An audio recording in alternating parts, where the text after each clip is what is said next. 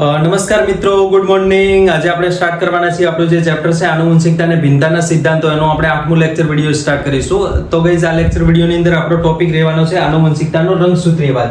આ લેક્ચર વિડિયોની અંદર આપણો ટોપિક રહેવાનો છે આનુવંશિકતાનો રંગસૂત્રીયવાદ. આનુવંશિકતાનો રંગસૂત્રીયવાદ. આનુવંશિકતાનો રંગસૂત્રીયવાદ એટલે શું? એક એની સિમ્પલ ડેફિનેશન આપવી તો એવી રીતના આપીશું, જેમાં આપણા જે મેન્ડલના નિયમો છે, આગળ આપણે જોયું મેન્ડલના જે નિયમો હતા એને રંગસૂત્રના પરિપ્રેક્ષમાં રજૂ કરવા અથવા રંગસૂત્રોની મદદથી એને સમજાવવા, રંગસૂત્રોની જે ગતિવિધિ છે એની મદદથી સમજાવવા, તો એને આપણે કહીશું આનુવંશિકતાનો રંગસૂત્રીયવાદ. જે 1902 ની અંદર બે વૈજ્ઞાનિકો, એક વોલ્ટર સટન અને બીજો થિયોડોર બોવેરી, બંને વૈજ્ઞાનિકોએ સાથે મળીને આનુવંશિકતાનો રંગસૂત્રીયવાદ રજૂ કર્યો. પહેલા વૈજ્ઞાનિકનું નામ વોલ્ટર સટન અને બીજો એની સાથે વૈજ્ઞાનિક હતો થિયોડોર બોવેરી.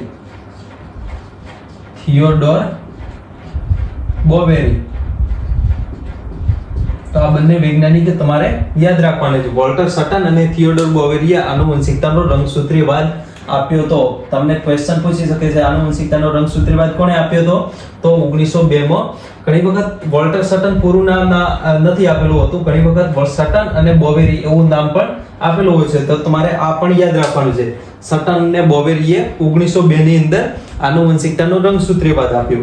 હવે જે રંગસૂત્રવાદ છે, આનુવંશિકતાનો રંગસૂત્રીયવાદ, એની એકચ્યુઅલ ડેફિનેશન અને એકચ્યુઅલ એનો મીનિંગ સમજતા પહેલા આપણે થોડી હિસ્ટ્રી સમજી લઈએ. હિસ્ટ્રીની અંદર જ્યારે મેન્ડલે પ્રયોગો કર્યા ત્યારે એને સતત 7 વર્ષ સુધી 1856 થી 1863 સુધી આમ સતત 7 વર્ષ સુધી પ્રયોગો કર્યા. અને આ પ્રયોગો કરી અને તેણે આનુવંશિકતાના નિયમ આપ્યા, જેની અંદર તમને ખબર છે, એક પ્રભુતાનો નિયમ, બીજો વિશ્લેષણનો નિયમ,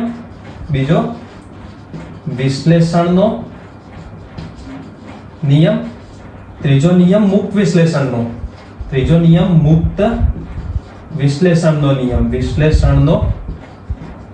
નિયમ. આ તમને નિયમો ખબર છે. પ્રભુતાનો નિયમ ને વિશ્લેષણનો નિયમ આપણે એક સંકરણના પ્રયોગની અંદર જોઈ લીધો છે, અને જે મુક્ત વિશ્લેષણનો નિયમ છે એ આપણે દ્વિસંકરણના પ્રયોગની અંદર જોયો. તો આ 3 નિયમો આપ્યા.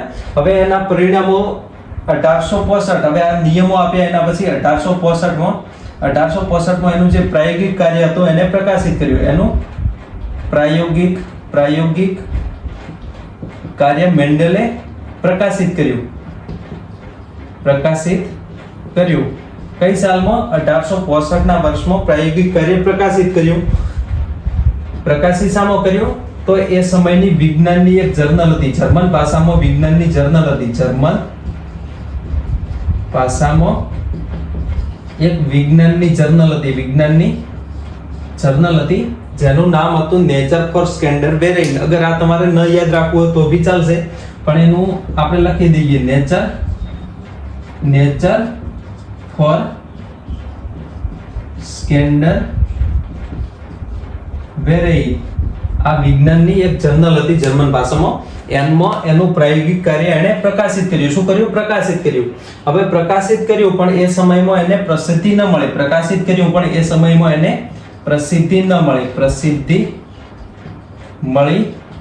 પ્રસિદ્ધિ ન મળવા માટે ઘણા બધા કારણો હતા. જેમ કે તમને ખબર છે, આપણે જે સેકન્ડ વાળું લેક્ચર હતું એની અંદર આપણે જોઈ લીધું છે. જેમ કે એ સમય સંદેશા વ્યવહાર સરળ ન હતો. એના પછી એણે સૈદ્ધાંતિક રીતે જે કારકોનો ઉપયોગ કર્યો એ કારકોની ભૌતિક સાબિતી ના આપી શક્યો, અને તે કયા દ્રવ્યના બનેલા છે એ પણ ના સાબિત કરી શક્યો. એના સિવાય એણે જે પ્રયોગો કર્યા એ પ્રયોગોની અંદર ગણિતના જે વિધાનો હતા એનો ઉપયોગ કર્યો. તો એ સમયના જે વૈજ્ઞાનિકો હતા એમના માટે એ નવું હતું, અને કેટલાક જે વૈજ્ઞાનિકો હતા એમને એ સ્વીકાર્ય ન હતું. તો આ બધા કારણોસર એને પ્રસિદ્ધિ ન મળી. હવે પ્રસિદ્ધિ ન મળી તો 1884 ની સાલમાં પ્રસિદ્ધિ મેળવ્યા વગર મૂત્રપિંડના રોગના લીધે મૃત્યુ પામ્યો. કોણ મૃત્યુ પામ્યો? તો મેન્ડલ 1884 માં મૂત્રપિંડના રોગના લીધે મૃત્યુ પામ્યો. એના પછી એના 34 વર્ષ પછી 1900 ની સાલમાં 3 વૈજ્ઞાનિકો આવે છે. વૈજ્ઞાનિકો આવે છે. 3 વૈજ્ઞાનિકોમાં પહેલા કાર્લ કોરેન્સ, બીજા વૈજ્ઞાનિકનું નામ યુગો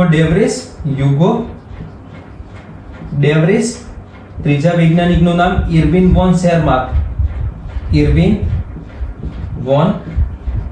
શેરમાર્ક.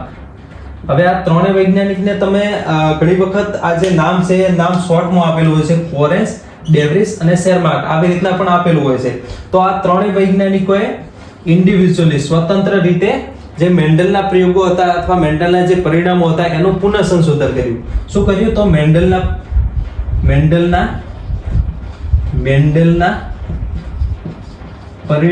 પરિણામોનું પુનઃ સંશોધન કર્યું. શું કર્યું? પુનઃ સંશોધન કર્યું. અને પુનઃ સંશોધન કરીને એને એ સમયનું ફ્લોરા સામયિક એની અંદર પ્રકાશિત કર્યા. એ સમયનું જે ફ્લોરા સામયિક હતું એની અંદર પ્રકાશિત કર્યા. એ સમયનું ફ્લોરા સામયિકમાં પ્રકાશિત કર્યા 1901ની સાલમાં. તો એમને એ ટાઈમમાં પ્રસિદ્ધિ મળી ગઈ. પ્રસિદ્ધિ કેમ મળી? તો પ્રસિદ્ધિ મળવા માટે એક મેઇન કારણ હતું એ સમય જે સૂક્ષ્મદર્શક યંત્ર એની તકનીકીની અંદર ઉત્તરોત્તર પ્રગતિ આવી. જે સૂક્ષ્મદર્શક યંત્ર ખાસા ટાઈમ પહેલા શોધાઈ ગયું હતું, પણ એની અંદર એડવાન્સ પ્રકારનું જે સૂક્ષ્મદર્શક યંત્ર હોવું જોઈએ એ હતું નહીં.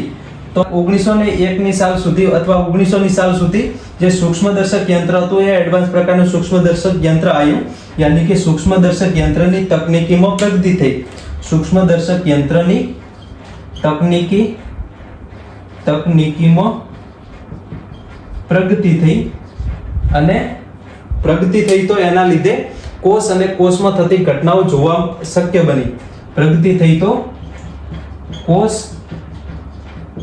અને કોષમાં થતી ઘટનાઓ જોવી શક્ય બની. અને કોષમાં થતી ઘટના જોવી શક્ય બની અથવા ઘટનાનો અભ્યાસ કરવો શક્ય બન્યો. અભ્યાસ કરવો કેમ શક્ય બન્યો? કેમ કે એડવાન્સ પ્રકારના માઇક્રોસ્કોપ આવ્યા. સૂક્ષ્મદર્શક યંત્રને આપણે માઇક્રોસ્કોપ પણ કહીએ છીએ. તો માઇક્રોસ્કોપની તકનીકીમાં પ્રગતિ થઈ. એના લીધે કોષ અને કોષમાં થતી જે ઘટનાઓમાં કઈ ઘટના, જેમ કે ગ્લાયકોલિસિસ છે. ગ્લાયકોલિસિસ સિવાય જે આપણું કોષ વિભાજન છે. કોષ વિભાજન તમને ખબર છે, કોષ વિભાજન 2 પ્રકારના હોય છે ઘટનાની અંદર. જેમ કે કોષ વિભાજન. હવે કોષ વિભાજન 2 પ્રકારના થાય છે, જે તમે કોષ વિભાજન વાળા ચેપ્ટરની અંદર ભણી ચૂક્યા છો. કોષ વિભાજન 2 પ્રકારના કયા? એક અર્ધીકરણ છે અને બીજું સંભાજન છે. હવે અર્ધીકરણ ને સંભાજન વચ્ચે ડિફરન્સ શું હોય છે? અર્ધીકરણમાં જેમ કે કોઈ એક કોષ છે, જેમ કે આપણે હ્યુમનના કોષની વાત કરીએ તો હ્યુમનના કોષની અંદર જે દ્વિકીય કોષ હોય છે એની અંદર ટોટલ 46 રંગસૂત્રો હોય છે. 46 રંગસૂત્રો. જે આપણો દૈહિક કોષ હોય છે તો એની અંદર 46 રંગસૂત્રો હોય છે.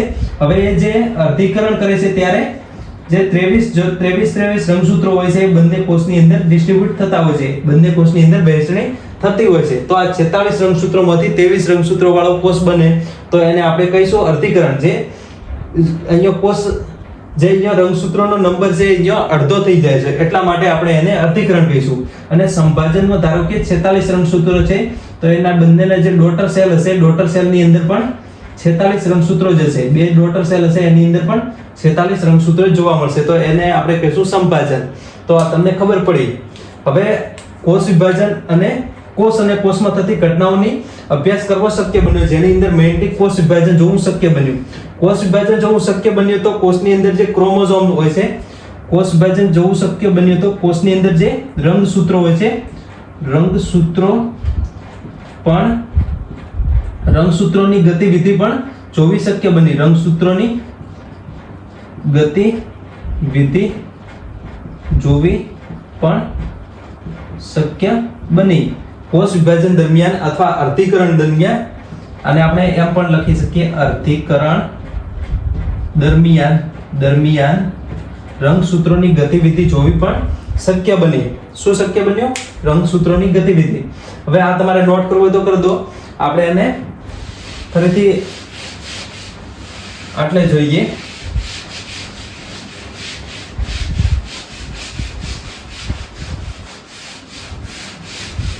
હવે એડવાન્સ પ્રકારના માઇક્રોસ્કોપના શોધથી અર્ધીકરણ જોવું શક્ય બન્યું. આપણે એમ પણ કહી શકીએ એડવાન્સ પ્રકારના માઇક્રોસ્કોપ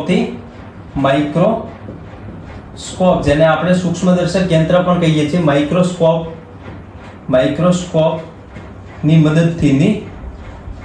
મદદથી કોષમાં અર્ધીકરણની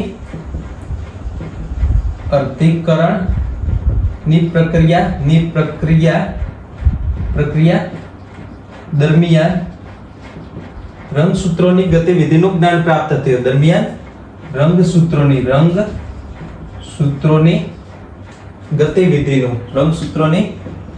ગતિવિધિનું જ્ઞાન પ્રાપ્ત થયું. કેવી રીતના? તો જેમ કે કોષ વિભાજન થાય છે તો કોષ વિભાજનમાં તમને ખબર છે કોષ વિભાજનમાં જે રંગસૂત્રો હોય છે રંગસૂત્રો જેમ કે આપણે હ્યુમનમાં 46 ક્રોમોઝોમ છે તો બે કોષમાં ડિવાઈડ થશે તો બંને કોષના કોષ કેન્દ્રની અંદર અર્ધીકરણમાં 23 રંગસૂત્રો જોવા મળશે. તો અહીંયા જે રંગસૂત્રો છે રંગસૂત્રોનું ડિસ્ટ્રીબ્યુશન થાય છે અને એ બંને કોષમાં સરખું અડધું ડિસ્ટ્રીબ્યુશન થાય છે. તો આવી રીતના એ રંગસૂત્રોની ગતિવિધિ જે હતી એનું જ્ઞાન પ્રાપ્ત થયું. હવે એ સમયે સટન અને બોવેરી નોંધ્યું કે જે રંગસૂત્રોની ગતિવિધિ છે એ મેન્ડલે વર્ણવેલા જે કારકો મેન્ડલે એના પ્રયોગમાં જે કારકો વર્ણવ્યા એક્ઝેક્ટલી એના જેવી હતી. તો એ સમયે સટન અને બોવેરીએ નોંધ્યું કે મેન્ડલના કારકોની નોંધ્યું કે અર્ધીકરણ દરમિયાન રંગસૂત્રોની ગતિવિધિ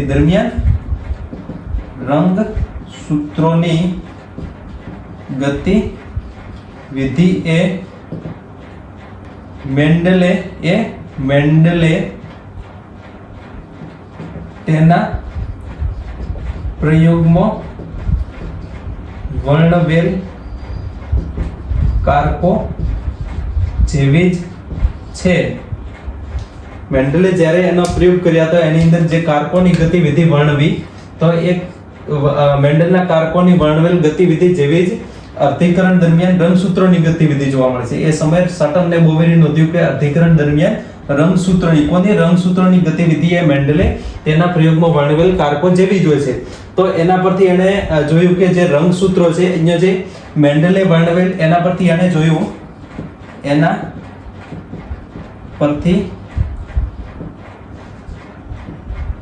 સટન અને બોવેરીએ જોયું કે જે કારકો છે મેન્ડલના જે કારકો છે એ રંગસૂત્રો પર સ્થિત હોય છે.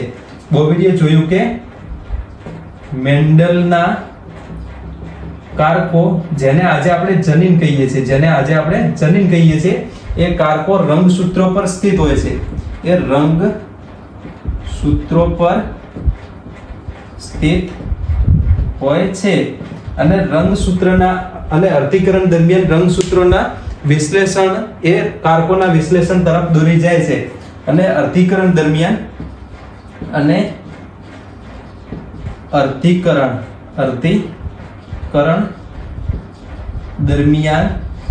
રંગસૂત્રોનું વિશ્લેષણ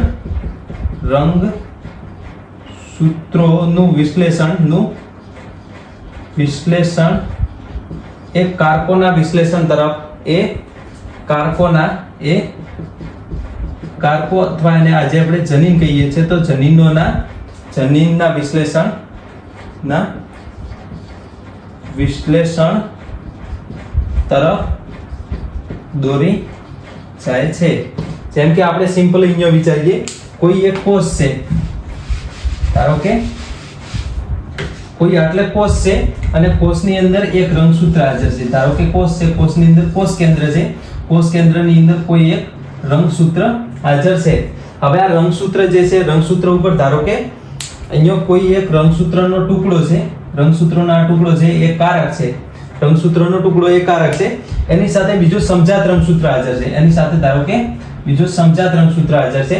અહીંયા આપણે કારકને આ જે બીજું સમજાત રંગસૂત્ર છે એને આપણે બ્લુ પેનથી દર્શાવીએ, બ્લુ પેનથી દર્શાવીએ તો એના પર પણ આ કારક હાજર છે, એના પર પણ આ કારક હાજર છે. હવે આ રંગસૂત્ર પર કારકો સ્થિત હોય છે, જે આપણે અહીંયા જોયું, તેના પરથી સટન ને બોવેરીએ જોયું કે મેન્ડલના કારકો કે જે રંગસૂત્રો પર સ્થિત હોય છે, તો અહીંયા આપણે રંગસૂત્ર અને રંગસૂત્રો પર કારકો સ્થિત છે. તો આ જે ટુકડો રેડ કલરનો તમને દેખાય છે એ કારક છે, અને બાકીના આ બંને જે રંગસૂત્રો છે એ સમજાત રંગસૂત્રો છે, જે આપણે જે કોષ વિભાજન વાળું ચેપ્ટર હતું એની અંદર પૂર્વાવસ્થા અર્ધીકરણ 1 અને અર્ધીકરણ 1 ની અંદર પૂર્વાવસ્થા 1, પૂર્વાવસ્થા 1 ના પણ 5 સબફેઝ હતા, જેની અંદર લેપ્ટોટીન, ઝાયગોટીન, પેકેટીન, ડિપ્લોટીન અને ડાયકાઇનેસિસ. એની અંદર જે લેપ્ટોટીન, એના પછી ઝાયગોટીન જે ફેઝ આવે છે, ઝાયગોટીન ફેઝની અંદર સમજાત રંગસૂત્રોની જોડી બને છે, જેને આપણે સાયનેપ્સિસ કહીએ છીએ. તો એ સાયનેપ્સિસ દરમિયાન સમજાત રંગસૂત્રની જોડી બનશે. હવે એ સમજાત રંગસૂત્રો પર આપણે અહીંયા જોઈએ તો આ ડીએનએ નો ટુકડો એક કારક છે, આ એક કારક છે, કારક છે. કારક ધારો કે અહીંયા કોઈ આંખના કલર માટે જવાબદાર છે, તો એ કારક હાજર છે. હવે જ્યારે આ જે કોષ છે એ જ્યારે અર્ધીકરણ તરફ જશે, અર્ધીકરણ તરફ જશે ત્યારે અહીંયા બે કોષ બનાવશે, ત્યારે અહીંયા બે કોષ બનાવશે. અર્ધીકરણ પણ બે સ્ટેપમાં થાય છે, તમને ખબર છે. અર્ધીકરણ જે છે એ બે સ્ટેપમાં થાય છે, અર્ધીકરણ બે સ્ટેપમાં થાય છે, બે સ્ટેપમાં થાય છે, તમને ખબર છે. એક અર્ધીકરણ 1, પહેલા અર્ધીકરણ 1 થશે, એના પછી એને ફોલો કરશે અર્ધીકરણ 2, અર્ધીકરણ 2 થશે. અર્ધીકરણ 1 પહેલા પણ ઇન્ટરફેઝ હશે, જેને આપણે આંતરાવસ્થા કહીએ છીએ, અંતરાવસ્થા. હવે અંતરાવસ્થાના તમને ખબર છે G1, S અને G2 ફેઝ હોય છે.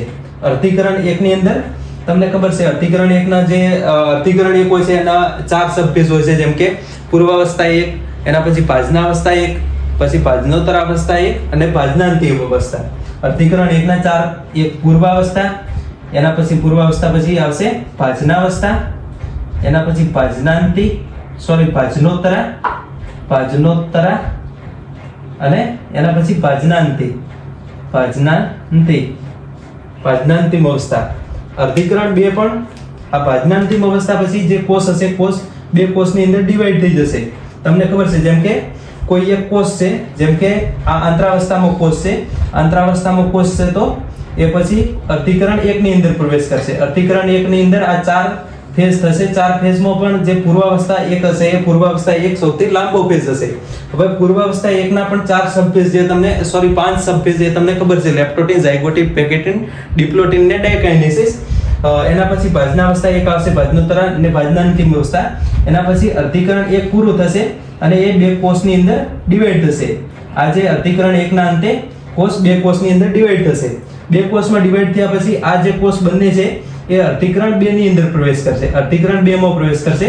અર્ધીકરણ 2 ના અંતે આ ફરીથી આ જે કોષ છે, જેમ કે આ અર્ધીકરણ 2 માં કોષ પ્રવેશ કરે છે, આ કોષ પણ અર્ધીકરણ 2 માં પ્રવેશ કરે છે. અર્ધીકરણ 2 ના અંતે આ કોષ પણ બે કોષની અંદર ડિવાઈડ થશે, આ કોષ પણ બે કોષની અંદર ડિવાઈડ થશે. તો આવી રીતના આપણને 4 કોષ મળતા હતા.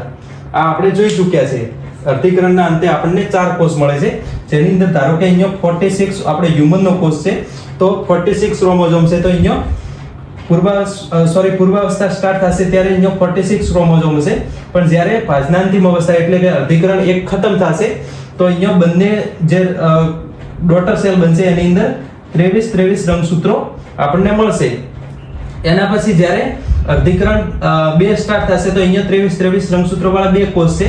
એના પછી એના જે અર્ધીકરણ 2 છે એના સબફેઝ પૂર્વાવસ્થા 2, ભાજનાવસ્થા 2, એના પછી ભાજનોત્તર અવસ્થા 2 અને ભાજનાંતિમ અવસ્થા 2. તો એ ભાજનાંતિમ અવસ્થા 2 પૂરું કરી અને 4 કોષની અંદર ડિવાઈડ થશે. અહીંયા બે કોષ છે, એક કોષ છે એ 2 ની અંદર ડિવાઈડ થશે, તો બે કોષ 4 કોષની અંદર ડિવાઈડ થશે. તો આ બંને કોષની અંદર 23 અને 23 એમ કરીને 23 રંગસૂત્રો વાળા હેપ્લોઇડ આપણને એકકીય અને આપણે એકકીય કોષ બોલશું. આપણને એકકીય 4 પ્રકારના કોષ મળે છે જેને આપણે જન્યુ કહેતા હતા. જન્યુ કહીએ છીએ. તો અહીંયા આપણે જોઈએ તો જ્યારે અર્ધીકરણ 1 થાય છે, ધારો કે અહીંયા અર્ધીકરણ 1 થાય છે, તો અર્ધીકરણ 1 દરમિયાન એના કોષની અંદર આપણે જોઈએ તો અર્ધીકરણ 1 દરમિયાન જે આ સમજાત રંગસૂત્ર છે, સમજાત રંગસૂત્રમાંથી કોઈ એક રંગસૂત્ર એક કોષની અંદર આવશે. ધારો કે જે બ્લેક રંગસૂત્ર છે એ આની અંદર આવશે.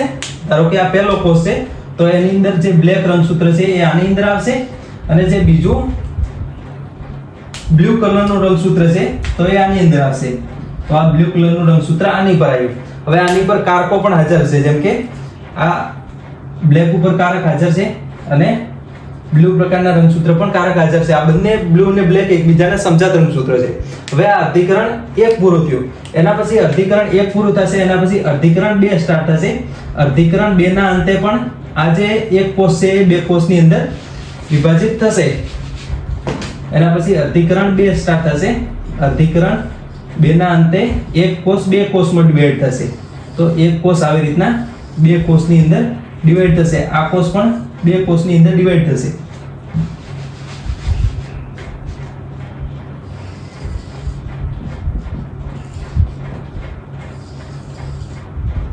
આવી રીતના આપણને 4 કોષ મળવાના છે.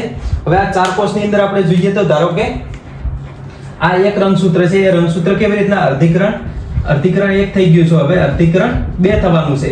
તો અર્ધીકરણ 2 ની અંદર આ બંને જે એક રંગસૂત્ર છે એ બે રંગસૂત્રિકાની મદદથી બનેલું છે. એક રંગસૂત્ર બે રંગસૂત્રિકાની મદદથી બનેલું છે. અહીંયા તમે સિમ્પલી જુઓ, ધારો કે આ રંગસૂત્રિકા છે, ધારો કે આ એક રંગસૂત્રિકા, આ એની સાથે બીજી રંગસૂત્રિકા, અને બે અહીંયા સેન્ટ્રોમિયરથી જોડાયેલા હોય છે. જે તમને ખબર છે સેન્ટ્રોમિયરથી જોડાયેલા હોય છે, અને સેન્ટ્રોમિયરની ઉપર પણ એક પ્લેટ આવેલી હોય છે.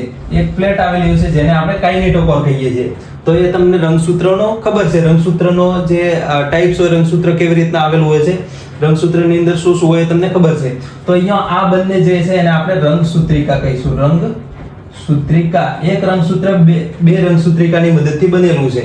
તો ધારો કે આ રંગસૂત્ર છે તો એની અંદર બંને બ્લેક રંગસૂત્રિકાઓ આવેલી છે. તો આ રંગસૂત્ર જ્યારે અર્ધીકરણ 2 ના અંતે ડિવાઈડ થશે ત્યારે ધારો કે આનો કોષ કેન્દ્ર, આ બધા રંગસૂત્રના કોષ કેન્દ્ર છે.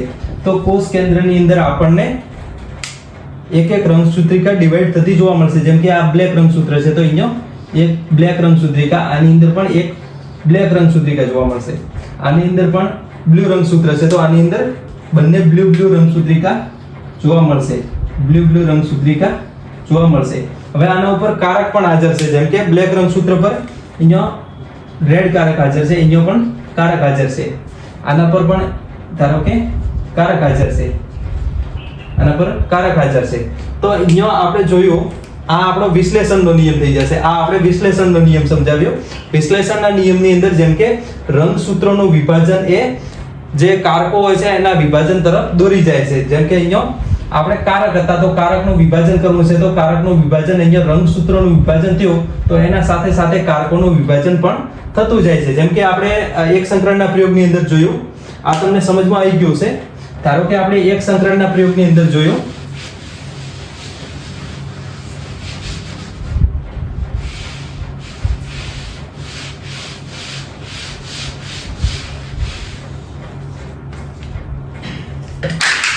ધારો કે આપણે એક સંકરણના પ્રયોગની અંદર કેપિટલ ડી આનું સંકરણ કરાવ્યું હતું કેપિટલ ડી સ્મોલ ટી સાથે, બંને સ્મોલ ટી સાથે. તો આપણને F1 પેટીમાં કેપિટલ ટી સ્મોલ ટી મળતા હતા. હવે આ કેપિટલ ટી સ્મોલ ટી જ્યારે મળશે ત્યારે એના પાસે આપણે જન્યુ નિર્માણ કરશું. ત્યારે અહીંયા એક કેપિટલ ટી આવશે અને બીજો સ્મોલ ટી આવશે. તો અહીંયા પણ આપણે જોઈએ, જેમ કે આ બ્લેક રંગસૂત્ર પર જે આ કારક હાજર છે એ કેપિટલ ટી છે, અને જે બ્લુ રંગસૂત્ર પર સ્મોલ ટી છે. તો અહીંયા આપણે જોઈએ તો આ રંગસૂત્ર પર જ્યારે આવશે તો અહીંયા કેપિટલ ટી હાજર હશે, અહીંયા સ્મોલ ટી હાજર હશે. એના પછી જ્યારે જ્યારે જન્યુ નિર્માણ થશે તો આ બંને 4 જન્યુ છે, તો ચારે જન્યુની અંદર આપણે જોઈએ તો આ બ્લેક રંગસૂત્ર પર કેપિટલ ટી હાજર છે, અહીંયા પણ એ રંગસૂત્રિકા બીજી રંગસૂત્રિકા છે તો એના પર પણ કેપિટલ ટી હાજર હશે. એના પછી આ રંગસૂત્રની ઉપર આપણે જોઈએ તો આના પર સ્મોલ ટી હાજર છે, કેમ કે બ્લુ પ્રકારનું રંગસૂત્ર છે એના પર સ્મોલ ટી હાજર, તો આના પર પણ સ્મોલ ટી હાજર છે. તો અહીંયા આપણે જોયું આ જે જન્યુ મળ્યો એ કેપિટલ ટી પ્રકારનો મળ્યો છે, આ પણ કેપિટલ ટી પ્રકારનો મળ્યો. તો આપણે એના પરથી આપણે લખી શકીએ કે બંને જન્યુ એક જ પ્રકારના કેપિટલ ટી પ્રકારનો છે. આની અંદર સ્મોલ ટી, બંને સ્મોલ ટી મળે છે, તો આના પરથી આપણે લખી શકીએ કે આ પણ એક જ પ્રકારનો જન્યુ બનાવે છે જે સ્મોલ ટી છે. તો અહીંયા જસ્ટ આપણને સમજવા માટે જ્યારે આ F1 પેઢીનો છોડ છે એ જન્યુ નિર્માણ કરશે ત્યારે બે પ્રકારના, એક કેપિટલ ટી, બીજો સ્મોલ ટી, જે અહીંયા તમને પરિણામ જોઈ શકો છો. તો આવી રીતના આપણે જે રંગસૂત્રો છે રંગસૂત્રોની મદદથી વિશ્લેષણનો નિયમ સમજાવી શકીએ છીએ. તો એને આપણે રંગસૂત્રનો આનુવંશિકતાનો રંગસૂત્રીવાદ કહેશું. એના પછી આપણે મુક્ત વિશ્લેષણનો નિયમ સમજીએ. આ થઈ ગયો વિશ્લેષણનો નિયમ, એના પછી મુક્ત વિશ્લેષણનો નિયમ સમજીએ. આની અંદર કોઈ કન્ફ્યુઝન હોય તો તમારે કમેન્ટ બોક્સની અંદર કમેન્ટ કરવાની છે, જેથી આપણે એને સારી રીતે સમજવાનો ફરીથી ટ્રાય કરશું જો તમને નહીં સમજમાં આવતું હોય તો.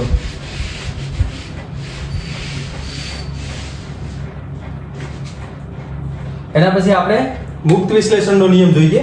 એની અંદર ધારો કે કોઈ એક અહીંયા કોષ છે, ધારો કે કોઈ એક કોષ છે, કોષની અંદર ધારો કે કોષ છે, કોષની અંદર કોષ કેન્દ્ર છે અને એની અંદર આપણે ચાર રંગસૂત્રો છે, ચાર રંગસૂત્રો છે, બે જોડી રંગસૂત્રો છે એમ પણ આપણે બોલી શકીએ. જેમ કે અહીંયા એક મોટું રેડ રંગસૂત્ર છે, બીજું બ્લેક રંગસૂત્ર છે, બીજું અહીંયા બ્લેક રંગસૂત્ર છે, મોટું બ્લેક રંગસૂત્ર છે. એની સાથે એક રેડ નાનું રંગસૂત્ર છે, એક રેડ નાનું રંગસૂત્ર છે, બીજું બ્લેક નાનું રંગસૂત્ર છે, બીજું બ્લેક નાનું રંગસૂત્ર છે. તો આ બંનેમાં આપણે બે સમજાત જોડી રંગસૂત્રોની બની છે. કેવી રીતના? તો અહીંયા જે એક મોટું બ્લેક અને બીજું મોટું રેડ, બીજું મોટું રેડ, આ બંને સમજાત રંગસૂત્રોની જોડી થશે. આ બે રંગસૂત્રો સમજાત રંગસૂત્રોની જોડી, અને જે બંને નાના રંગસૂત્રો છે એ પણ સમજાત રંગસૂત્રોની જોડી કહેવાશે. જેમ કે રેડ રંગસૂત્ર અને બ્લેક રંગસૂત્ર, એની સાથે બ્લેક રંગસૂત્ર, એની સાથે બ્લેક રંગસૂત્ર. તો આ એક સમજાત રંગસૂત્રની જોડી થઈ, સમજાત રંગસૂત્રની જોડી થઈ, અને આ પણ એક બીજી સમજાત રંગસૂત્રની જોડી, સમજાત રંગસૂત્રની જોડી, જે તમને સમજમાં આવતો હશે. હવે અર્ધીકરણ થશે તો અર્ધીકરણ બે રીતના પોસિબલ છે. કેવી રીતના? બે રીતના. તો જેમ કે અર્ધીકરણ બે પ્રકારના શક્ય છે, શક્યતા 1 અને શક્યતા 2. અહીંયા ધારો કે શક્યતા 1 ની વાત કરીએ, અહીંયા શક્યતા 2 ની વાત કરીશું. શક્યતા 2, પોસિબિલિટી 2 ની વાત કરીશું. ધારો કે શક્યતા 1 એની અંદર શું થશે? તો જેમ કે કોષ છે એને આપણે ફરીથી લખી દઈએ. આ જે કોષ છે એને આપણે ફરીથી ડ્રો કરી દઈએ. તો એની અંદર આપણે જોઈશું તો એની અંદર કોષની અંદર કોષ કેન્દ્રની અંદર બે મોટા રંગસૂત્રો, જે એક બ્લેક, એક રેડ અને એક બ્લેક, અને બે નાના રંગસૂત્રો. આ બે મોટા રંગસૂત્રો થઈ ગયા અને બે નાના રંગસૂત્રો થઈ ગયા. આની અંદર પણ આપણે જોશું તો સેમ આપણે જે કોષ છે એને દર્શાવી દઈએ. આ આપણો કોષ છે. કોષની અંદર ધારો કે આપણે થોડા એને વર્ટિકલ ડ્રો કરવાનો ટ્રાય કરીએ. જેમ કે કોષ છે, કોષની અંદર આપણે જોશું તો કોષ કેન્દ્રની અંદર રંગસૂત્રો, મોટું રંગસૂત્ર, નાનું રંગસૂત્ર, બે સમજાત રંગસૂત્રોની જોડી છે.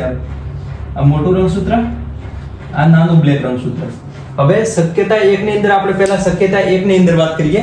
તો શક્યતા 1 ની અંદર જ્યારે જન્યુ નિર્માણ થશે ત્યારે આ કોષ અર્ધીકરણ 1 ના અંતે બે કોષમાં ડિવાઈડ થશે. આ કોષ અર્ધીકરણ 1 ના અંતે બે કોષની અંદર ડિવાઈડ થશે. જેમ કે એક આ કોષ બનાવી દીધો, બીજો કોષ આ બનાવી દીધો. એની અંદર કોષ કેન્દ્ર છે. જેમ કે કોષ કેન્દ્રને આપણે મોટો દર્શાવીએ તો આ કોષ કેન્દ્ર છે, આની અંદર આ કોષ કેન્દ્ર છે. હવે આની અંદર રંગસૂત્રોનું ડિસ્ટ્રીબ્યુશન કેવી રીતના થશે? તો એની અંદર જે પહેલા સમજાત રંગસૂત્રની જોડી છે, જેમ મોટા બે રંગસૂત્રો છે, મોટા બે રંગસૂત્રોમાંથી એક રંગસૂત્ર આ કોષની અંદર આવશે, બીજું રંગસૂત્ર આ કોષની અંદર આવશે. તો આ થઈ ગયો આપણો અહીંયા જેમ કે રેડ રંગસૂત્ર છે, મોટું રેડ રંગસૂત્ર છે આની અંદર આવશે, મોટું રેડ રંગસૂત્ર આની અંદર આવશે, અને નાનું જે મોટું જે બ્લેક રંગસૂત્ર છે એ આની અંદર આવશે. મોટું બ્લેક રંગસૂત્ર છે આરા કોષની અંદર આવશે. એના પછી જે બ્લેક રંગસૂત્ર છે, નાના બંને રંગસૂત્ર છે, તો નાના રંગસૂત્રમાંથી રેડ રંગસૂત્ર રેડ વાળા રંગસૂત્ર સાથે આવશે, અને જે બ્લેક રંગસૂત્ર છે એ બ્લેક રંગસૂત્ર વાળા સાથે આવશે. તો આ બંને રંગસૂત્રોનું ડિસ્ટ્રીબ્યુશન થઈ ગયું. તો આ બંને જે પહેલા અહીંયા જેમ કે 4 રંગસૂત્રો હતા, 4 રંગસૂત્રો અહીંયા બે બંનેની અંદર ડિસ્ટ્રીબ્યુટ થઈ ગયા. જેમ કે અહીંયા આપણે માનવ કોષની વાત કરીએ તો અહીંયા 46 ટોટલ રંગસૂત્રો હોય, એમ કે જેમ કે 23 જોડ હોય, તો 23 જોડ માંથી અહીંયા 23 રંગસૂત્રો આની અંદર આવશે અને 23 આની અંદર આવશે. તો એવી રીતના ડિસ્ટ્રીબ્યુશન થવાનું છે. હવે એના પછી આપણે અર્ધીકરણ 2 ની વાત કરીએ. એના પછી આની અંદર અર્ધીકરણ 2 ની વાત કરીએ તો અર્ધીકરણ 2 ના અંતે જે એક કોષ છે એ ફર્ધર બે કોષની અંદર ડિવાઈડ થશે. એક કોષ બે કોષની અંદર ડિવાઈડ થશે. આ કોષ બે કોષની અંદર ડિવાઈડ થઈ ગયો. આ કોષની પણ વાત કરીએ તો આ કોષ પણ બે કોષની અંદર ડિવાઈડ થશે. આવી રીતના આપણને જોવા મળશે. હવે આના કોષ કેન્દ્ર, આ કોષ કેન્દ્ર થઈ ગયું, આનું કોષ કેન્દ્ર ને કોષ કેન્દ્ર.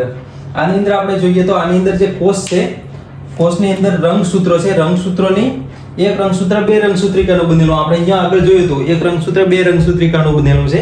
તો બે રંગસૂત્રિકા સેન્ટ્રોમિયરથી છૂટી પડશે અને બંને કોષની અંદર ડિસ્ટ્રીબ્યુટ થશે. જેમ કે એક જે રેડ રંગસૂત્રિકા છે આની અંદર આવશે, એક મોટી રેડ રંગસૂત્રિકા આની અંદર આવશે, બીજી રેડ રંગસૂત્રિકા મોટી આ કોષની અંદર આવશે. નાની રંગસૂત્રિકા જે નાનું રંગસૂત્ર છે એની પણ જે રંગસૂત્રિકાઓ છે એ ડિસ્ટ્રીબ્યુટ થશે. તો અહીંયા એક નાની રંગસૂત્રિકા આની અંદર આવી ગઈ, બીજી નાની રંગસૂત્રિકા આની અંદર આવી ગઈ. તો આવી રીતના ડિસ્ટ્રીબ્યુશન થયું. એના પછી જે બ્લેક રંગસૂત્ર છે, બ્લેક રંગસૂત્રને પણ અહીંયા મોટી રંગસૂત્રિકા આની અંદર આવશે, બીજી મોટી રંગસૂત્રિકા આની અંદર પણ જશે, અને નાની રંગસૂત્રિકા પણ બંનેમાં જશે. તો આવી રીતના ડિસ્ટ્રીબ્યુશન થયું છે.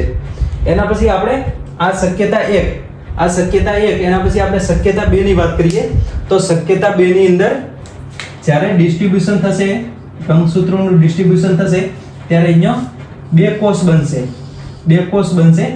હવે બે કોષ બનશે તો એની અંદર કોષ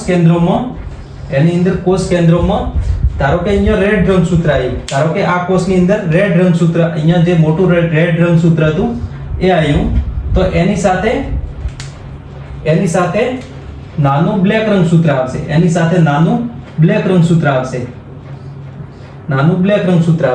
અહીંયા આપણે રેડ ના સાથે રેડ જોયું, તો અહીંયા શક્યતા 2 ની અંદર રેડ ના સાથે બ્લેક રંગસૂત્ર લેશું, અને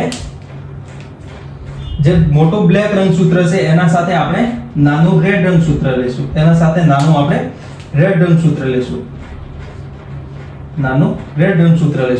તો આવી રીતના ડિસ્ટ્રીબ્યુશન થશે આ અર્ધીકરણ 1 ના અંતે. આ જે છે અર્ધીકરણ 2 ના અંતે આપણને પ્રાપ્ત થયું હતું, અર્ધીકરણ 2. હવે અર્ધીકરણ 2 પછી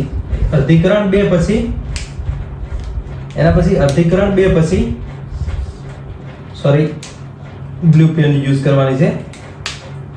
અર્ધીકરણ 2 પછી આ કોષ પણ બે કોષની અંદર ડિવાઈડ થશે, અને આ જે કોષ છે એ પણ બે કોષની અંદર ડિવાઈડ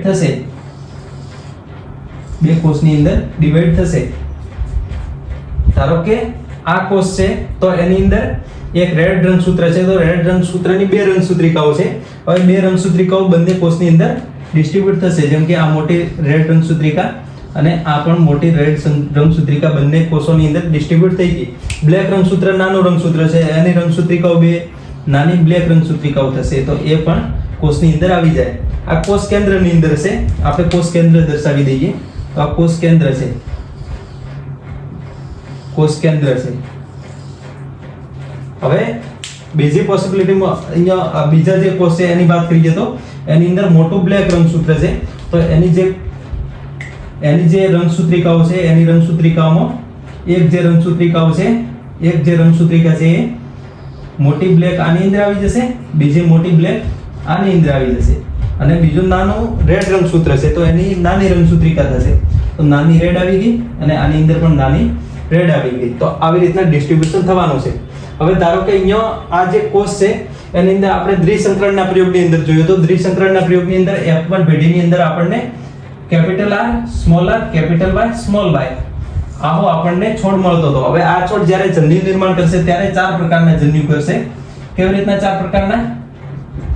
એક કેપિટલ R કેપિટલ Y, બીજો કેપિટલ R સ્મોલ y, ત્રીજો સ્મોલ r કેપિટલ Y, ચોથો સ્મોલ r સ્મોલ y. આવી રીતના જન્યુ નિર્માણ કરતો હતો. ધારો કે અહીંયા આપણે એ જન્યુ છે, ધારો કે આ જે કારક છે, આ અહીંયા કારક છે, કારક કે જે આકાર માટે જવાબદાર છે, આકાર માટે કારક કેપિટલ R સ્મોલ r જવાબદાર છે, અને આ જે કેપિટલ Y અને સ્મોલ y રંગ માટે જવાબદાર છે, બીજના રંગ માટે. હવે ધારો કે આ બંને રંગસૂત્રો છે, આમાં મોટા રંગસૂત્ર ઉપર અહીંયા જે કારક હાજર છે, મોટા રંગસૂત્ર પર જે કારક હાજર છે એ આપણા આકાર માટે જવાબદાર છે. તો આ બંને જે સમજાત રંગસૂત્રો પર અહીંયા આવેલા હશે, સમજાત રંગસૂત્રો પર સરખા સ્થાને આવેલા કારકોને આપણે સમજાત કારકો કહીએ છીએ, જે તમને ખબર છે. હવે આ બંને જે કારકો છે, જેમ કે આ રેડ રંગસૂત્ર પર કેપિટલ R હાજર છે અને જે બ્લેક રંગસૂત્ર પર સ્મોલ r હાજર છે, અને આપણે જે નાના રંગસૂત્ર છે એની પર આપણે જોઈએ તો જેમ કે અહીંયા હાજર છે એ કેપિટલ Y હાજર છે, નાના રંગસૂત્ર પર જે કારક હાજર છે એ આપણા રંગ માટે જવાબદાર કારક હાજર છે. તો અહીંયા કેપિટલ Y હાજર છે, બ્લેક રંગસૂત્ર ઉપર સ્મોલ y હાજર છે. તો આ બંનેનું જ્યારે ડિસ્ટ્રીબ્યુશન થશે તો પહેલી કન્ડિશનમાં જેમ કે અહીંયા રેડ પર કેપિટલ R હાજર છે, આના પર સ્મોલ r હાજર છે, આના પર કેપિટલ Y હાજર છે, આના પર સ્મોલ y હાજર છે, આના પર પણ સેમ જેમ કે કેપિટલ R હાજર છે, સ્મોલ r હાજર છે, અહીંયા કેપિટલ Y હાજર છે એટલે સ્મોલ y હાજર છે.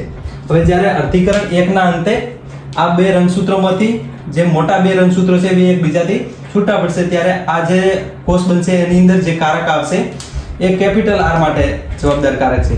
આ જે કારક છે એ કેપિટલ R માટે જવાબદાર કારક છે, અને નાના રંગસૂત્ર પર અહીંયા જે કારક હાજર છે એ કેપિટલ Y માટે જવાબદાર કારક છે. આ રંગસૂત્ર પર આપણે જોશું તો આ રંગસૂત્ર પર જે કારક હાજર છે, જેમ કે અહીંયા જે કારક હાજર છે સ્મોલ કારક હાજર છે, અહીંયા જે કારક હાજર છે એ આપણું સ્મોલ y કારક હાજર છે. હવે જ્યારે અર્ધીકરણ 2 ના અંતે એક કોષ બે કોષની અંદર વિભાજિત થશે, આ કોષ પણ બે કોષની અંદર વિભાજિત થશે તો આપણને 4 કોષ મળશે.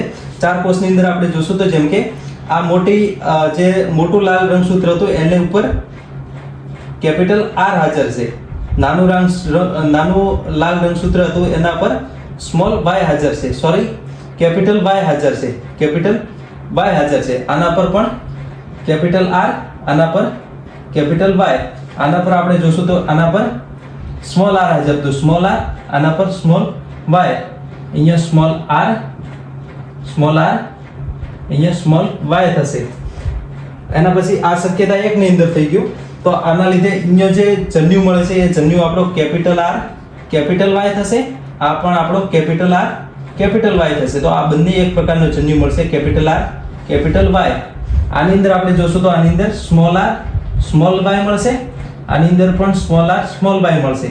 તો આ બંને એક પ્રકારનો જન્યુ સ્મોલ r સ્મોલ y બનાવે છે. આની અંદર શક્યતા 2 ની અંદર આપણે જોશું તો શક્યતા 2 ની અંદર અહીંયા ધારો કે જે કારક હાજર છે આપણું કેપિટલ R હતું, આ રંગસૂત્ર ઉપર કેપિટલ R હતું, આ રંગસૂત્ર ઉપર અહીંયા સ્મોલ r હતું, સ્મોલ y હતું, બ્લેક રંગસૂત્ર પર સ્મોલ y છે તો સ્મોલ y થઈ ગયું. એના પછી જ્યારે અર્ધીકરણ 2 ના અંતે આ કોષ બે કોષની અંદર વિભાજન પામશે ત્યારે જે લાલ રંગસૂત્રિકા છે એના પર કેપિટલ R કારક હાજર હશે, કેપિટલ R, આના પર સ્મોલ y કારક હાજર હશે. આના પર આપણે જોઈએ તો આના પર પણ કેપિટલ R અને સ્મોલ y. પછી બીજો જે કોષ છે બીજા કોષની અંદર આપણે જોઈએ તો એની અંદર આટલે જે કારક હાજર હતું એ કારક હતું સ્મોલ r, અહીંયા કેપિટલ y હતું. તો જ્યારે એક રંગસૂત્ર બે રંગસૂત્રિકાની અંદર ડિવાઈડ થશે, બે કોષની અંદર વિભાજિત થાય ત્યારે અહીંયા જે કારક હાજર હોય છે અહીંયા જે કારક હાજર હોય છે એ સ્મોલ r કારક હાજર હોય છે, કાળી મોટી રંગસૂત્રિકા ઉપર સ્મોલ r હાજર હોય છે, અહીંયા જે કેપિટલ y હાજર હોય છે, કેપિટલ y હાજર હોય છે, કેમ કે આના પર કેપિટલ y હાજર છે, અહીંયા સ્મોલ r, અહીંયા કેપિટલ y. તો આ જ્યારે જન્યુ નિર્માણ કરશે ત્યારે આને આપણે કેપિટલ R સ્મોલ y, આ પણ કેપિટલ R સ્મોલ y. તો આ બંને એક જ પ્રકારના capital R small y, capital R small y. અહીંયા આપણે જોશું તો અહીંયા capital R small r capital y, આ પણ સ્મોલ r કેપિટલ y. તો આ પણ એક જ પ્રકારનો સ્મોલ r કેપિટલ y પ્રકારનો જન્યુ બનાવશે. હવે જ્યારે અર્ધીકરણ થાય છે ત્યારે અર્ધીકરણ દરમિયાન જે સમજાત રંગસૂત્રોની જોડ છે, સમજાત રંગસૂત્રોમાંથી એક રંગસૂત્ર કોઈ એક જન્યુમાં જશે અને બીજો રંગસૂત્ર એ બીજા જન્યુની અંદર જશે. તો આ થઈ ગયું આપણું વિશ્લેષણ. હવે વિશ્લેષણ દરમિયાન જે અહીંયા કારકો હાજર હતા એ કારકોનું પણ વિશ્લેષણ થાય છે. જેમ કે આ શક્યતાની અંદર કેપિટલ R અને સ્મોલ r બંને છૂટા પડી ગયા, બંને અલગ અલગ જન્યુની અંદર વહન પામશે. આની અંદર પણ કેપિટલ R ને સ્મોલ r બંને અલગ અલગ જન્યુની અંદર વહન પામશે. એની સાથે સાથે અહીંયા બંને બીજો એક સમજાત રંગસૂત્રની જોડી હતી જે આકાર માટે જવાબદાર રંગ માટે જવાબદાર હતી. તો રંગ માટે આ નાના રંગસૂત્ર જવાબદાર હતા. એની પર જે જનીન હાજર છે, આ જે જનીન હાજર છે એ રંગ માટે જવાબદાર છે, બીજના રંગ માટે જવાબદાર છે. તો એ પણ એની સાથે સાથે ડિસ્ટ્રીબ્યુટ બધા કોષોની અંદર થાય છે, જે તમે જોઈ શકો છો. જેમ કે અહીંયા જે જન્યુ બનશે કેપિટલ R કેપિટલ y, તો અહીંયા કેપિટલ R કેપિટલ y પ્રકારનો જન્યુ, અહીંયા પછી એના પછી સ્મોલ r સ્મોલ y, તો જે last small r small y, એના પછી capital R small y, capital R small y, એના પછી સ્મોલ r કેપિટલ y. તો આવી રીતના આપણને જન્યુ મળે છે. જે તમને આ તમારો થઈ ગયો મુક્ત વિશ્લેષણનો નિયમ. આ તમારો મુક્ત વિશ્લેષણનો નિયમ, જેની અંદર મુક્ત વિશ્લેષણનો નિયમ એવી રીતના હતો જેમ કે આપણે દ્વિસંતરણના પ્રયોગની અંદર જોયું તો આકાર માટે જવાબદાર કારકો એ રંગ માટે જવાબદાર કારકોથી સ્વતંત્ર રીતે વિશ્લેષણ પામે છે. જન્યુ નિર્માણ વખતે સ્વતંત્ર રીતે વિશ્લેષણ પામે છે. તો આ સ્વતંત્ર રીતે આપણું વિશ્લેષણ થયું. આની અંદર કોઈ કન્ફ્યુઝન હોય અથવા ક્વેશ્ચન હોય તો તમારે કમેન્ટ બોક્સની અંદર કમેન્ટ કરવાનું છે. હવે આપણે જે આનુવંશિકતાનો રંગસૂત્રીવાદ છે એની આપણે ડેફિનેશન લખી દઈએ. આના પરથી તમારે જે કમ્પેરિઝન તમારી બુકમાં આપેલું છે એ કમ્પેરિઝન તમારે જોઈ લેવાનું છે. જેમ કે કમ્પેરિઝનની અંદર વાત કરી છે, જેમ કે સમજાત રંગસૂત્રની જોડ છે તો સમજાત રંગસૂત્રની જોડમાંથી કોઈ એક રંગસૂત્ર એ એક જન્યુમાં જશે તો બીજું રંગસૂત્ર બીજા જન્યુની અંદર જશે. સેમ એવી રીતના કારકોની જે જોડ આવેલી હોય છે, કારકોની જોડમાંથી કોઈ એક કારક એક જન્યુમાં જશે અને બીજું કારક બીજા જન્યુમાં જશે. તો આ થઈ ગયો આપણો વિશ્લેષણનો નિયમ. મુક્ત વિશ્લેષણના નિયમની અંદર એવી રીતના હતું. ધારો કે આપણે પહેલા રંગસૂત્રોની વાત કરીએ તો રંગસૂત્રોની જે સમજાત રંગસૂત્ર કોઈ એક સમજાત રંગસૂત્રની જોડી એ બીજા સમજાત રંગસૂત્રની જોડીથી મુક્ત રીતે વિશ્લેષણ પામે છે. કોઈ એક જોડી, જેમ કે આપણે જોયું મોટા રંગસૂત્રો નાના રંગસૂત્રોથી સ્વતંત્ર રીતે વિશ્લેષણ પામતા હતા.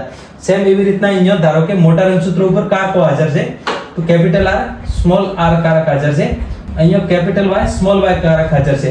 તો અહીંયા અલગ અલગ લક્ષણ માટે જવાબદાર કારકો પણ એકબીજાથી સ્વતંત્ર રીતે વિશ્લેષણ પામતા હોય છે, જે તમને ખબર છે. આવી રીતના આપણો વિશ્લેષણનો નિયમ ને મુક્ત વિશ્લેષણનો નિયમ થશે. સો આના પરથી આનુવંશિકતાનો રંગસૂત્રવાદ સટન ને બોવેરીએ રજૂ કર્યો. સટન અને બોવેરીએ આનુવંશિકતાનો રંગસૂત્રીયવાદ રજૂ કર્યો. જેની અંદર એવું હતું જ્યારે જન્યુ નિર્માણ થાય છે, જ્યારે જન્યુ નિર્માણ અને આપણે બ્લેક પેનથી લખીએ તો જ્યારે જન્યુ નિર્માણ થાય છે ત્યારે સમજાત રંગસૂત્રો